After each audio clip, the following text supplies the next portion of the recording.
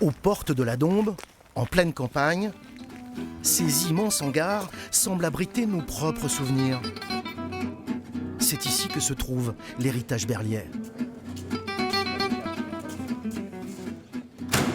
Monique Chapelle et Paul Piémontez ont consacré leur vie professionnelle au camion.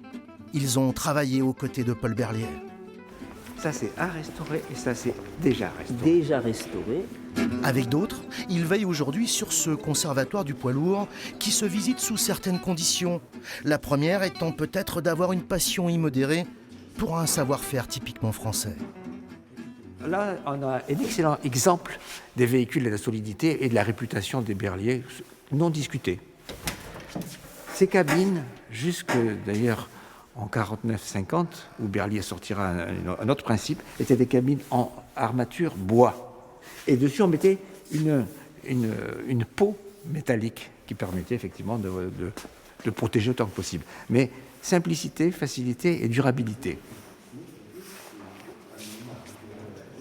Vous êtes trop jeune, vous n'avez pas passé votre permis de conduire sur ce véhicule. Chaque visite, on a quelqu'un qui a passé le permis au moins. Ça, c'est le camion militaire type de chez Berliet. Standard. Type qui marche encore. Qui a fait l'objet d'un marché de 5600 véhicules qui sont devenus le Renault GBC 180. Ils sont incollables, Monique et Pierre. Et c'est vrai qu'ici, il y a tant à voir, comme ces increvables GLR des années 50.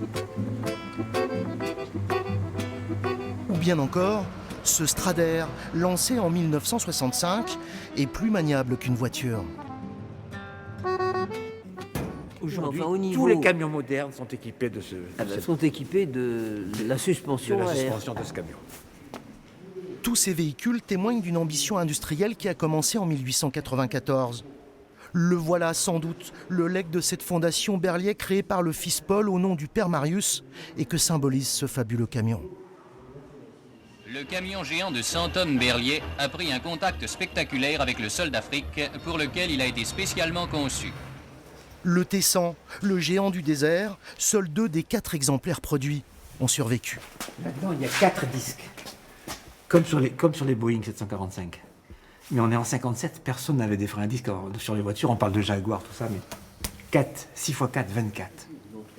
Ici, bien sûr, on évoque toujours avec de l'amertume les derniers modèles produits avec le logo Berliet, comme cette cabine de camion. Elle a été lancée et fabriquée en 1970. Oui, 69 les fins, et elle a duré 26 ans.